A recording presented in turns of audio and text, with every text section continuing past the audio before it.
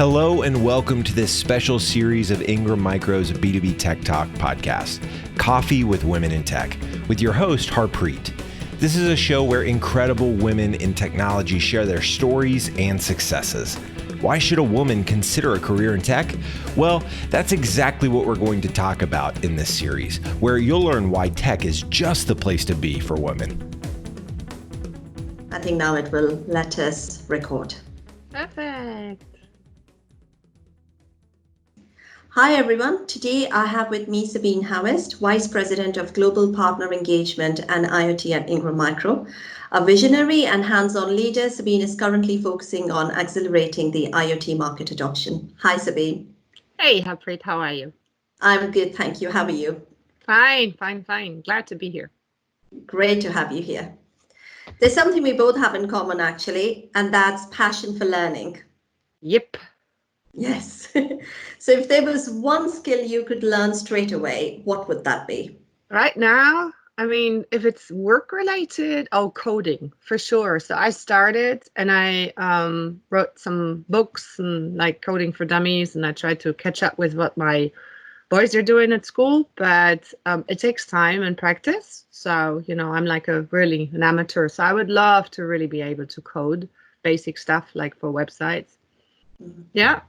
And I think if it was for personal things, I'd probably like to really learn really well an instrument or something like that, something about music or singing, right? I'm really bad at singing. So some nicer social skill would be good.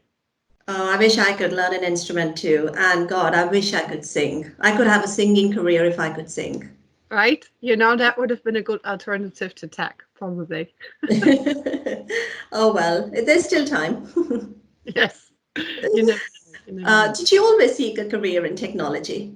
No, actually it's more a coincidence, but as soon as I put my foot in it, I really knew I liked it. And what happened is I started out learning business and languages, and I think the primary intent at some point was to become more of a translator and go more deeper into languages, and I ended up instead of that working for freight forwarding towards the end of my studies, and that was a lot of trade and international trade related.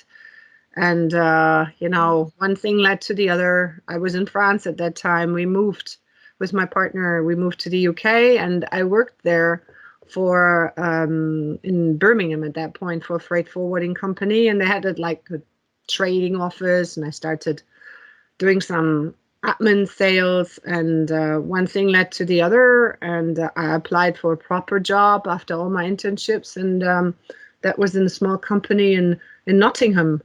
And that was selling supplies and office consumables actually to Eastern Europe. So that was my very first entry in the IT distribution market. And, what I did there, so it was very retail consumer oriented. And at that point, not manufacturing, but really more trading. It was, like a reseller, if you wish, at that point. And from there, I moved into different parts inside of that company, and I ended up in something that you could qualify as IT, not distribution, but subcontracting, manufacturing, and everything inside the printing and supplies industry. So that's how I got into IT. That's an incredible journey from translator to IT. That's quite a shift. I know, it was pretty bad. So I was, I had my hopes really set high on becoming one of those simultaneous interpreters in, in the European community or United Nations. And what ended up was my language constellation was too simple. It was English, French, German, because it's too common, right? It didn't have a more sophisticated or less spoken language in it at that point. So the competition was really high. And I had lived abroad for, 5 years in France, where I studied. So I'm German, as you can tell by the accent. And at the end of that time, I had really well adjusted to the French language. But, the most important tool that you have is your mother tongue. And I didn't get selected because they said my German was too bad. So, Oh my God. yes, and it seems like, how can this be? You're a native speaker, and actually, it is true. It's like if you're a translator or interpreter, it's the language that you have to be super proficient and eloquent in needs to be your mother tongue. And I had studied a lot of other stuff in the meantime, Russian and Italian at university on top of it. And it was, I suppose it was a bit neglected, right? Or it was just not as sophisticated it was. And then it was fun because at that point, then my husband said, instead of translating what other people say, why don't you just go and say stuff yourself and, try and do something in business? And that's how I got into selling in the end. And I think a lot of people in general, not just women, I think everybody after the studies, between what you set out to do and then what you end up becoming and how your first job often defines your career in the end is quite amazing, because a lot of it is not really your first destiny, like I'm 15-year-old and I know what I want to do and I want to work in tech. I was not one of those. I ended up 26 or 27 and looked around and I'm like, yeah, you could say I work in IT. How did that happen? I think very few of us know what we really want at 15 or 16. So, Absolutely not. yes, No. but that's a fascinating story. Did you have to do anything in terms of training or learning to be able to drive your career in tech? Oh, yeah. You mean for I think, yes, of course. Learning itself, yes. So all the time, not necessarily just for being able to work in tech. I think there's learning for yourself, learning for career purposes, going back to school, which is something that I did when I was 30. But I think the pace now at which we're moving, particularly if you look at what Ingram does, far more focus on solution selling and services and ramping up the whole sales, demand generation skills and capabilities that we have, that goes hand in hand with certifications and becoming more technical. So yes, I think for the for specific areas like you'd say security or even IoT, yes, you have to learn. Now, I wish and I should put more time aside to go and get some basic sales, like pre-sales certifications, like a lot of people inside the field would do. And I hope I can accomplish that at least this year. It should be one of those few advantages of the pandemic, right? As we're a bit more at home. But you have to go and be willing to learn all the time. So I read a lot, and I read a lot of technical books when I get. So I kind of have, an easy book, and then the next one I take is something around, I don't know, AI, or like I said, try to learn coding or pick up something around the industry. And that's how you learn. It's if you don't learn, you stand still, and standing still is going backwards. And the industry itself, IT itself, is far too fast paced, as you put it. Yeah, very true. And yes, and you have to take that ownership of learning and training.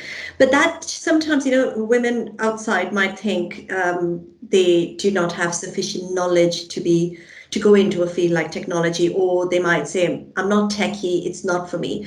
Should that be seen as a barrier to Well, coming into technology? I think totally not. So, and it is often what people say when you say I work in IT, and they may think, oh, you're an IT engineer, or you're an electronic engineer, or you've studied something technical there, or you're a cybersecurity specialist, or a software engineer, right? And or data scientist, right? So all these technical professions, for sure, they have huge prospects inside IT because demand is very high. I mean, right now, if you're in the cyber market, or even in UCC areas where it's pretty rich around, software engineering and those things, yes, for sure, you have, you're predestined, so to speak, for IT, right? Because that's what you studied. But if you come from, let's say, functional backgrounds like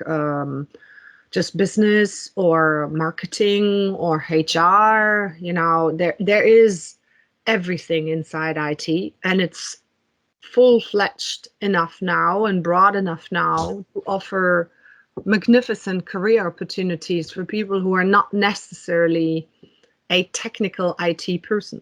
So for sure, it goes hand in hand with a lot of specific skills. And if you work inside a company like Ingram, you notice it because you have generalists, but you have a lot of specialists as well. And we have people who work alongside from us who sometimes have to go and sit through 3 weeks of learning and pass difficult exams, right? If you do this for Microsoft or HPE and a lot of brands, right, they require this. But if you are looking from the outside in and you're interested in finance, if you're interested in even IT, there's huge transformation going on and you can do a lot of things. So I think it's a vibrant market. It's a healthy market. I mean, let's face it, right? The supply chain for toilet paper during COVID was broken, but people could still buy PCs everywhere. So, which is kind of ironic, right? I mean, IT is offering huge possibilities if we are able to get more talent in, and in this case here also more STEM oriented female talent. That would be great. You don't need to be an engineer to work in tech. I'm not. I'm a business person who had to get technical enough in certain fields to be dangerous, but this is not my specialty. If you wish, there's enough space for career without needing to have specialized engineering for working in IT. Yeah, absolutely agree. And neither am I. I mean, I'm marketing and I've never worked in tech before. So absolutely right there. So in your very you see the opportunities, Harpreet, right? If you work in marketing, you must see yourself the opportunities that you have. You have inside marketing many different fields, not just one in which you can operate, right? Exactly. Absolutely. I think the potential and the opportunities are huge. So I absolutely agree with you. It's a very vibrant market for any woman considering a career in tech at this point in time.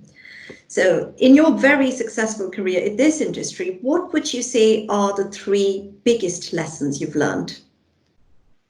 Well, the learning piece is one thing, and you have to have an ability and a willingness to juggle many things at the same time. So IT distribution in particular is something where you're given a huge playing field and you can do a lot of it, but you can also get lost.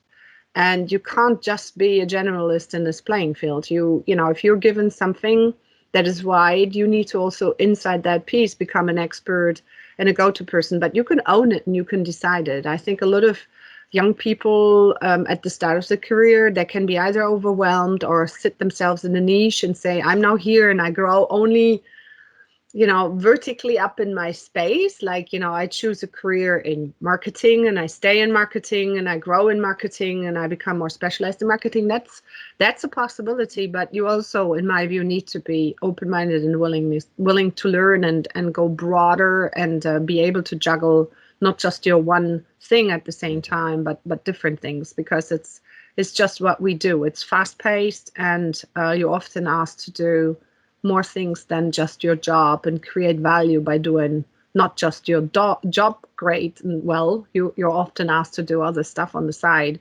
And if you have the right attitude to take this as a learning experience versus thinking that you're always paying forward, which we are, right? But then I think you're getting ahead, because what you're doing is you're enriching yourself and you have more assets to you than what is just actually your normal occupation. Let's put it like this, and that helps. So learning for sure, being able to do tangent projects, I think is one thing. Another big thing is mobility. And I would put mobility above ability of speaking languages. We have plenty of situations of careers and possibilities where people can move. And yes, of course, in some geographies or countries, you need to have local language skills for certain specific roles. But overall, if your IT is a very English place, right? Technology in itself. So I think mobility is and also inside geo, right? In the US, for example, people move around, 3,000-4,000 kilometers, and it's you're still in the same country, but you're being very mobile because you're dislodging your family, etc. Mobility is another big piece. So learning, being mobile, I think choose carefully who you work for, right? So I think for me, it's always been a big important piece, who my hierarchy is and what my team is with which I'm working, and choose if you can, make sure that you're staying with someone you trust and who has also your interest at heart and sees the work that you're doing. Yeah, no, that's excellent 3 points, really. And I agree with, managing the stakeholders, like you said, the third point, whom you're working with, who the key stakeholders are, and managing relationships is such a key part of your work environment anyway. I mean, IT or otherwise. So we talk a lot about diversity in tech. Everyone's talking about it. But in your opinion, why is diversity important in the workplace? I think it's diversity. Diversity is important everywhere, right? Whether it's in tech or, in my view, any industry. And the main reason is that it's creating rich teams and tolerant teams, or teams that are usually more innovative and more respectful of each other, because people are different and people inside the teams need to learn with that and get used to that. And I think it changes how they then react with other people outside of that team. So for me, it's around creating innovative and rich teams, having fun. That's another big element. If people are noticing that they don't all come from necessarily the same background. And I'm not just talking culture or origins, I'm talking functions and, specialties where you come from. It's far more interesting. And I think it's the tolerance that it creates and the richness of opinion it creates is far better. It's better teams. And there's reports and researchers and whatever written about how this creates actually better value for money. But if you just practically look at how they operate, I noticed that the more diverse the team gets, the richer the interactions, and usually the functioning of the team can be far better. I wouldn't say you get necessarily less conflict, or there's obviously a variety of opinion that you bring in through diversity. But if you've created an atmosphere and a team setting that has everyone at ease and trust each other despite the differences, then it's fine. And what it also does, it's diminishing the bias. I mean, we all have, unfortunately, biases, and it happens all the time. Even if you want to do the right thing and you know that you'd like to create more diversity, we're all so formatted, unfortunately, about what we think usually is going to lead to the better situation, or what we fear may be the result of something, if you think about hiring or taking bigger risks. And that's I think that's really where, if you have teams that are diverse, you take that fear away, because people interact and they get used to each other. Yes, and then you also bring so many different mindsets to the table, to the conversation. So you're absolutely right, where we have those innate biases or hidden biases, which we are not even aware of. They just play a part in our decision making or conversations. It just caters to eliminating that in that overall conversation, doesn't it? It does, and you're right. I mean, it changes the mindset. It's also it's also setting a tone for what is right and what is wrong, right? If your team is diverse and if your team is made up of different profiles, not only does this system or the team itself then interact differently with people inside the organization or even outside the organization with partners, it reflects differently externally. And I think people have a different mindset then. You know, you mentioned that you noticed when you went into IT, you know, suddenly there's so few women, right? And if you have a diverse team, it gets noticed. If you have, people who are coming in from different horizons and represent a different type of skill set and are not really what other people expect, because usually they get a similar type of profile, and suddenly they have people who are different. It gets noticed and gets attention, and you get reactions from people saying, oh, I wouldn't have thought that so-and-so from such a profile would have been able to do such a thing. It's very different from what we had before, and it's good. It's a good mindset, right? Absolutely. Yes, no, I agree. And I really like the point you said about adding value and how this also gets trickled down to the way we kind of serve our partners. And having a diverse team means we are able to add real value to all sorts of customers and partners. Organizations have a role to play in this whole diversity conversations. What exactly could they do? How could they facilitate or how could they support diversity in workplaces? So if you look at the gender diversity aspects there, and the fact that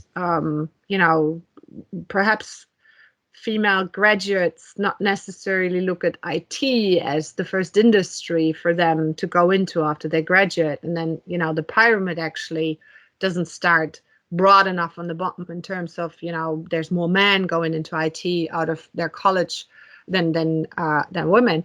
I think there's things that organizations can do about that part of creating more diversity around gender diversity in the workplace inside technology. So, we on the Ingram side, we have a lot of executives that are promoting the cause around STEM and making sure that we're connected with schools and making sure that we're able to attract talent and get visibility also. Because, often it's because people don't really know what kind of careers are open, and they may not necessarily think that there's something there inside IT that suits them because they may not have studied, electronic engineering or IT, or they're not necessarily in data science. So the one thing that I have noticed is that you really have, you need to have different answers to this problem according to where inside the career growth pyramid you're looking at. So if you look at how to attract new talent right out of school, that's one challenge to overcome. But then as you grow inside the organization, there are far more others. So for me, like the next step is we have a lot of women inside Ingram that I've noticed. They may be in their late 20s or early 30s, and that's usually when you make choices about your if you want to have a family or if you want to change something in your personal life, and that may have an impact on your career, right? You may look at priorities and what you want to do there. And, this is where I think there's infrastructure, there's flexibility, there's ways of how an employer can accompany parents, actually, and in particular, in this case, the women inside this relationship, to ensure that just on the logistics aspect, career doesn't get put aside, right? And if it's a choice, it's totally fine, right? But what I've noticed is that there's really there's an age aspect where it's super hard for women to even fathom that they could have children in parallel to their current pace of career, and they feel like, oh, I can't have both, and one has to compromise on the other. And why would I want to have family if I'm not 100% behind it? But then how much time would I lose because I'm stepping out? And then what is this going to do, like, to my overall, constellation that I have at home with my partner and his career, et cetera, or her career? So Yeah, true. And that's where I think how many women stay in the tech industry also is determined by how supportive the organizations are for working mums or those returning to work after their maternity leaves and things like that. I think in the long run, how many of us are actually stay in this industry is a lot down to the support we would receive from the organization. Yeah, I think there's another critical moment, I would say, for women also in the careers, and how you see them progressing, which is the types of jobs that they do, and how that allows them to go and progress. So there's different standards on how to look at diversity, and when it gets even scarcer, particularly in IT, is when you look at P&L ownership of women, or versus functional ownership. So what you also notice is that you find even lesser women inside business or direct P&L functions where they own directly a piece of business, versus you find maybe a little bit more in finance, HR, or marketing, or IT. Another reason for that is that, in my view, and this is for careers, it's important as well, right? It is important at some point that you understand, and ideally, if you can manage a P&L and manage a piece of the business independently, because it's still, even inside IT distribution, but also many other aspects, that's what people look at on your CV. And that's hard, because these kind of jobs where you own a number, a team, you own pressure, you're maybe on top of your pyramid in your function where you are. So you have to be very resilient and self-reliant in many ways. And then you have a hierarchy on top, which will have a lot of demands towards you. And those types of jobs may not be easy for young women to take at some point, and particularly when they go and make choices in their personal lives, because these kind of jobs come towards you probably when you're in your late 20s, and then they grow bigger, and then in your 30s or even in your 40s you have really big decisions. But particularly if they coincide with them wanting to do other things at home or having a family, it's really you can count them by the hand of situations where you have female leaders who want to take this kind of risk, as in do such a thing like be pregnant and at the same time run a chunk of business in this fashion. And I think that's where we also lose, or that's where we narrow our funnel of possible career developments for women, and we need to accompany that. So again, I quote this as a sort of third dimension, where, to your question, Harpreet, at the start, what can companies do to enhance the gender diversity piece? This is another one, right? Because if you don't encourage and enable that people who are kind of at the cusp of two coinciding stages, their career that can take a start, and at the same time their family that could also start, if you don't enable that and encourage that and accompany that accordingly, then you will lose people. They may go and choose more manageable positions, which is also fine, but it may just, not allow them to progress as they wish, or it may confine them towards different functions. I agree. Yeah. So what you're saying is really enabling more women to actually rise to the leadership positions, and by supporting their entire career journey, so we don't lose them in that part somewhere where those critical moments come, like raising a family or looking after kids and everything. It's not to lose good talent at that point. It would. And these are delicate questions, right? Because solving them sometimes forces you to go and think beyond the professional life of people, and that's not really the realm of where an organization should go. But I think ignoring it, and ignoring the phases in which you are in your life, which is if you are in a phase where you want to raise a family or have a family, if you're ignoring that, then you're you're just faced with the reality that you may just not understand all the constraints that people are facing. And I think this is also sensitive, not just for the female cause. I often have a lot of empathy also for the man on the other side, right? Because think of it, if they have a family where both are working and then one is needing to take a step back or stop or make a pause, or sometimes they try just to manage it both together, but you only see him. And in some of the cases there, it's also a lot of weight on on the men on that end, and they don't get necessarily the same attention, right?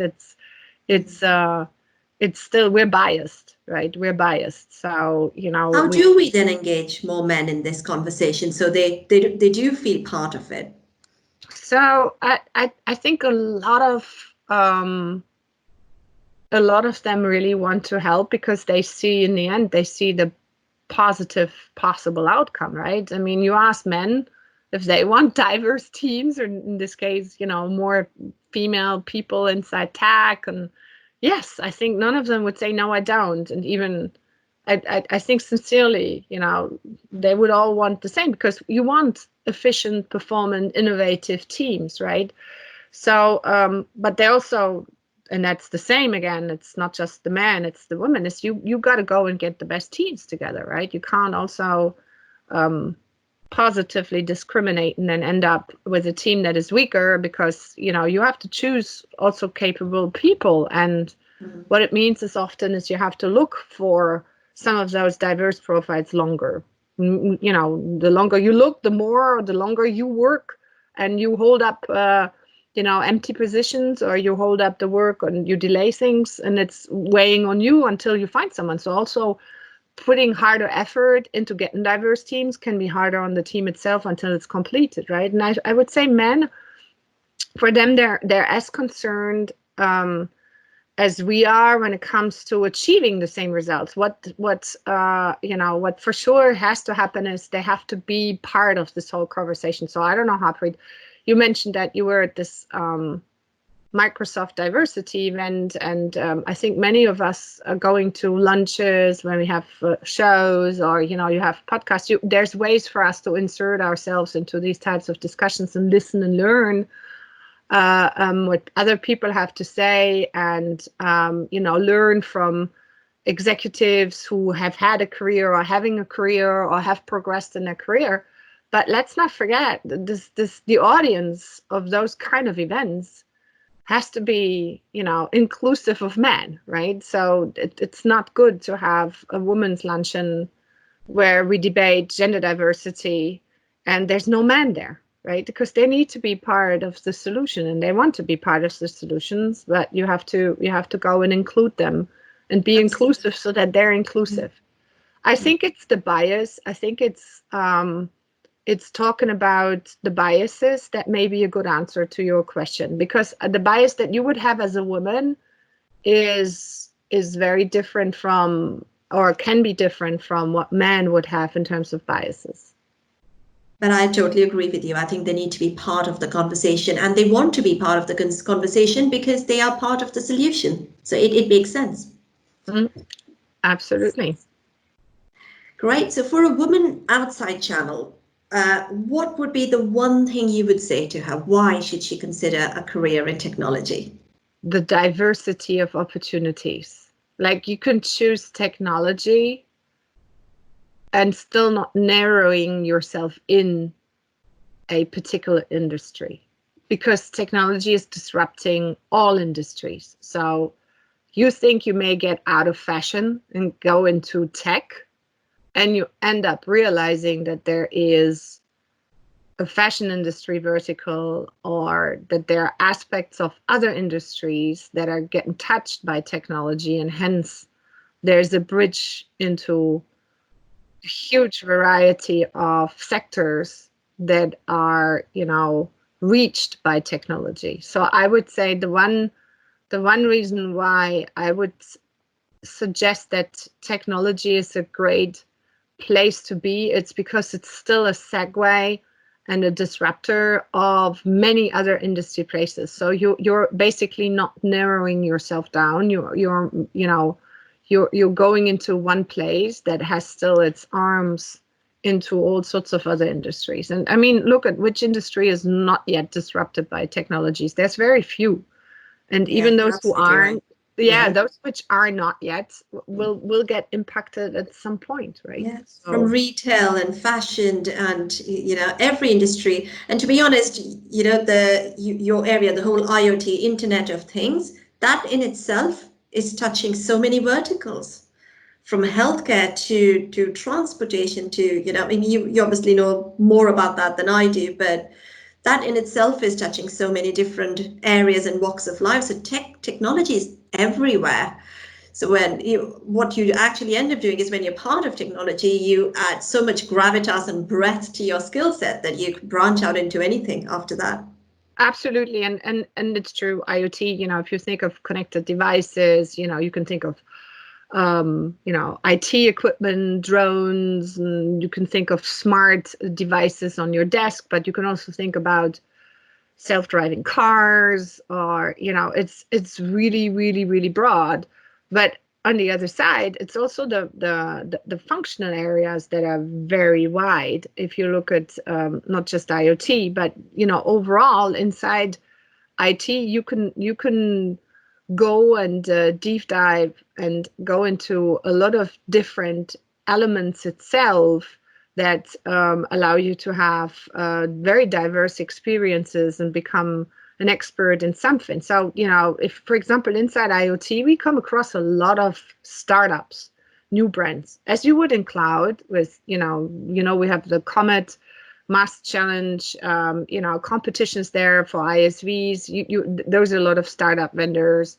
You have more mature companies, and you have big full-fledged managed service providers. So the domain of partners and the segments, and by that also the ways of selling to these people is super wide in terms of its range. So I think it's a huge playing field that is still growing, and it's really made for people who are who are keen on learning and finding something, owning it. You can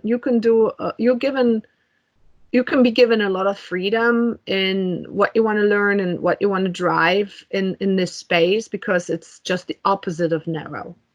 Absolutely. And I think in this very current COVID situation, what we've learned is the whole crisis was actually, if you see the role technology has played in this, right from homeschooling or schooling over Zoom or working from home, and so many examples.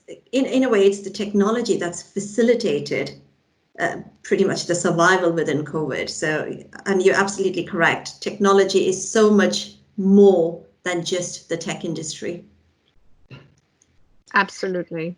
And it's a fun place to be. For sure, I know distribution and the channel, and I've been now with Ingram for over a decade. So I would say the ecosystem that we as a company evolve in, I have to say it's a collaborative space. It's a competitive space, but it's also a collaborative space. And I think it's a place where you can go and attain people. You can go and speak to people. It's open-minded, and it's really it's an exciting and vibrant industry to work in. I echo that, absolutely. What advice would you give to your younger self?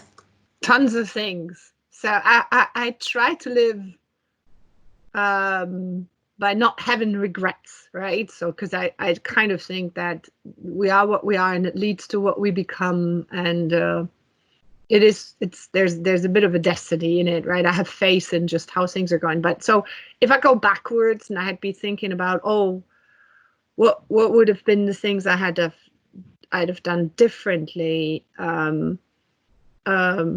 I think I could have gained time, or I could have made my life easier if I had more confidence in certain places when it comes to my career, right? So, and this is, it's interesting because for people who know me outside of work, they probably wouldn't say that I'm a person who necessarily lacks confidence, or if they had known me growing up, I have friends from school still, that they wouldn't say that I was shy or not sure of myself. I still think that once you get into the workspace, you just, it's very hard to figure out what you're like, in caption, what you're worth and what you can do. And if I had known earlier that I could resist certain pressures, or I could have done certain things and I could have dared, I think it would have saved me time, right? And the problem is figuring it out yourself is sometimes taking long, right? So you kind of do something and you notice, I like this and I'm good at this. I think I could do more. You say, hey, I can do more. Okay, you're given some more responsibilities and you cope with them. And then you realize, yeah, that works. I could do more. So this is good. And this is how we grow, right? And sometimes you have people inside your work sponsoring you, or you have a boss or you have a colleague who's able to help you with this and who's able to support you. That's a great story, right? But if I think if I could have trusted myself, particularly now I'm referring to my late 20s and early, I would say my 30s, if I had trusted myself a bit better right from the start, I could have made my own life easier, because there are certain things you just have to dare and think you can do. And in our heads, or at least in my head, I had to prove all the time first. Like, I felt it was down to me to prove things once, twice, 3 times before I felt validated enough to go and say, hey, I can do this. Can I do more? Or can I do this because I've just shown you I can do it, right? And I think this is something that if I had been, that's what I mean when I said I wished I had more confidence at some point, or more believes in myself, daring things. It's, if it's perhaps it's being scared that people tell you, oh, who do you think you are? how dare you thinking you could do this, or how dare you think you could apply for this job, or perhaps it's this fear of being rejected and being told in your face that you're not good enough, or you've not proven yourself, that makes us hesitant to be a bit more bullish. And often it's very frustrating because you see your neighbor and he or she's doing it and you're thinking, oh, that's preposterous. But in the end, you got to go and play, right? It's if you don't try it out, then you don't figure it out. And I think I could have tried things faster if I had dared. Does that make sense, Harpreet? Absolutely. And you know what? Not just you, Sabine, I think lots of women would be relating to that right now, including myself, because sometimes we don't dare enough. We self-doubt, or we are too scared of failing, or fear of failure or rejection, or just fear in general. And then we hold ourselves back. So, well, thank you very much for joining me today, Sabine. It has been a great pleasure. Excellent advice and such a great discussion. And I'm sure those listening would have benefited a great deal. Thank you for your initiative and for having me today.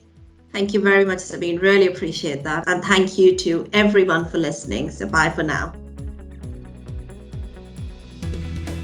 Thank you for listening to this special series, Coffee with Women in Tech, from B2B Tech Talk with Ingram Micro. This was hosted by Harpreet Narang. Tune in again to listen to another great story. To not miss an episode, subscribe today in your favorite podcast platform.